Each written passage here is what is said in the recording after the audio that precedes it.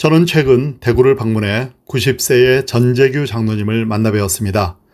전 장로님은 의사이자 기독교 교육자, 장로, 대학 총장을 지낸 인물로 특히 대구 경북 지역 기독교계에서 큰 영향을 끼쳤습니다. 그는 경북대 의대를 졸업한 뒤 미국에서 6년여 유학하고 클리블랜드의 병원에서 의사로 일하다 한국명 마포 3년로 유명한 사무엘 모펫 선교사의 아들인 하워드 모펫의 간곡한 요청으로 귀국해 계명대학교 동산의료원에서 약 30년간 의사로 재직하며 진료와 교육에 헌신했습니다. 의료인이면서 신학자, 역사가이며 특히 하나님 나라가 이 땅에 도래하는 데 평생을 바친 분입니다. 전 장로님에 대한 이야기만 하려 해도 몇 시간은 가능할 정도로 다양한 분야에서 족적을 남겼으며 현재도 사단법인 한국순례길 이사장을 맡아 왕성한 활동을 하고 있습니다. 추후에 기록문화연구소에서 전재규 장로님에 대한 기록을 남길 기회가 있으리라 믿습니다. 전 장로님은 연세가 믿기지 않을 정도로 외모가 깔끔하셨고 말과 기억도 정확하셨습니다. 그와 대화 가운데 눈이 번쩍 뜨이는 내용이 있었습니다. 바로 일본인으로서 한국을 사랑했던 오다 나라지 목사와의 긴밀한 관계와 절절한 추억이었습니다.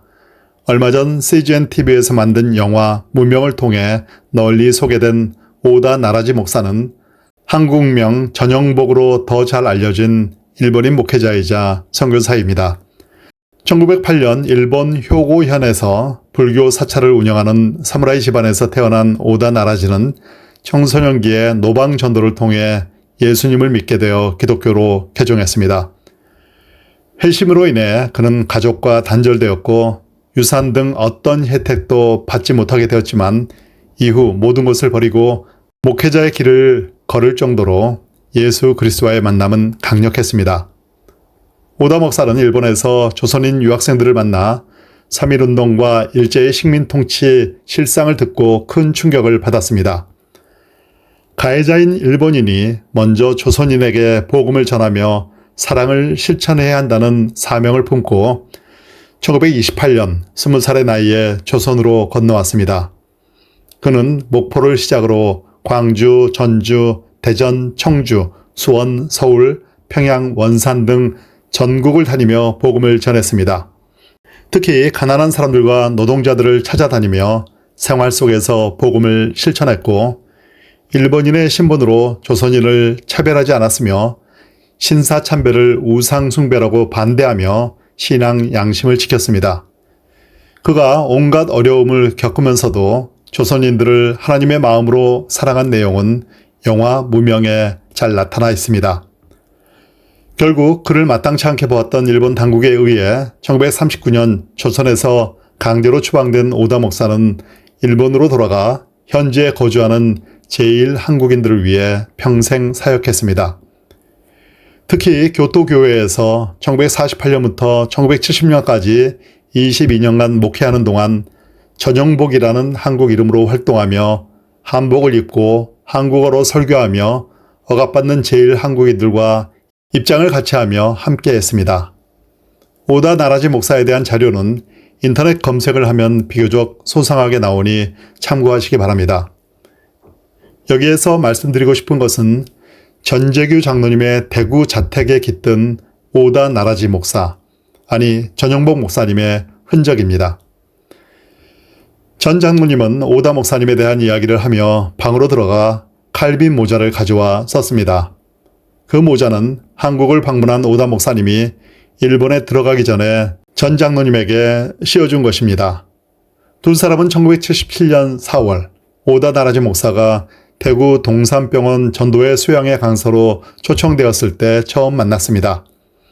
당시 전재규 장로는 계명대학교 동산의료원에서 의사로 봉직하고 있었고 오다 목사의 강연에 깊은 감동을 받았습니다.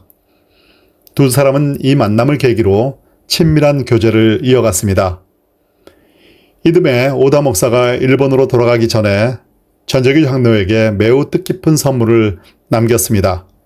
바로 자신이 평생 쓰던 칼빈 모자와 자신의 자서전 지객꾼과 한국 선교 여행 기록을 전 장로에게 준 것입니다.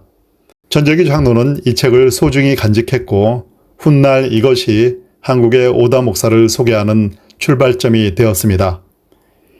2004년에 전 장로는 이 자서전을 문학박사인 형님 전재호 장로와 함께 번역 출간했습니다. 일본 책명도 지게꾼이고 한국 책 이름도 지게꾼입니다. 자칫 묻힐 뻔한 오다 목사의 기록이 한국에 자세히 전해진 것입니다.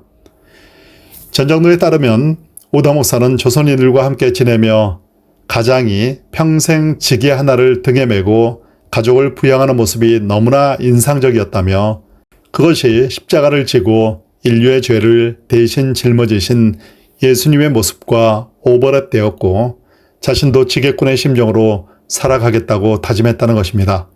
전 장로는 오다 목사는 한국인들에게 진심으로 사죄하며 그것을 전 생애의 삶으로 살아낸 성인과 같은 분이라고 말했습니다. 그는 오다 목사가 한국 이름을 전영복으로 지은 뜻을 말해줬습니다. 바로 입으로 십자가의 영원한 복음을 지게꾼의 심정으로 전하겠다는 다짐이 그 이름에 깃들어 있다는 것입니다. 지게꾼과 전영복에 깃들어 있는 감동적인 내용이었습니다. 다른 기록에 따르면 오다 목사는 일본어 오다의 첫 자를 때 성을 전으로, 영원을 뜻하는 영자와 후쿠오카의 첫 자를 사용해 이름을 영복이라 정했다고도 나옵니다. 아마 두 가지 의미가 다 있었을 것입니다. 전 장로의 집에는 오다 목사가 써준 글로 만든 족자가 걸려 있었습니다. 구름도 희고 눈도 희고 내 마음도 희다. 바다도 깊고 산도 깊고 주님의 은혜도 깊다는 내용이었습니다. 그 족자 내용을 통해서도 오다 목사의 마음을 엿볼 수 있었습니다. 오다 목사는 1980년 심부전증으로 이 땅을 떠났습니다.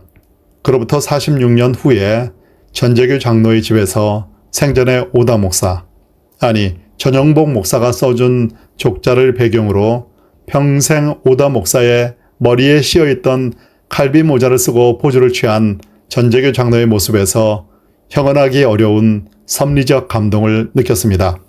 전 장로는 조만간 문중경 전도사 기념관이 있는 전남 증도에 순례자 센터를 건립할 계획이며 거기에 오다 나라지 목사 기념관도 만들 생각이라고 말했습니다.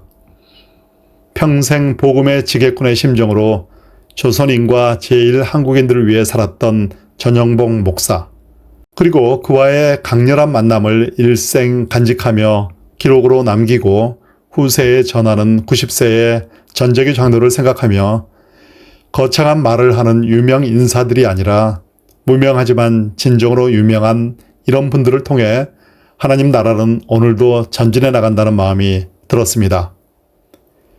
이 글과 영상을 보는 모든 분들이 오다 나라지 전영복 목사님과 전재규 장로님을 기억하며 인생에서 진정 영원히 남는 것이 무엇인지를 생각하는 시간을 갖기 바랍니다.